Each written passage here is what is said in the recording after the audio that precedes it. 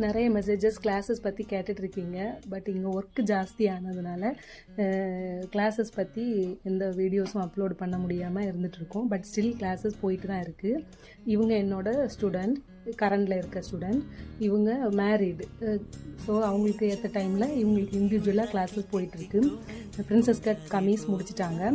Coming Sunday ஒரு occasion இருக்கிறதுனால skate class இப்போ ஸ்டார்ட் பண்ணியிருக்கோம்.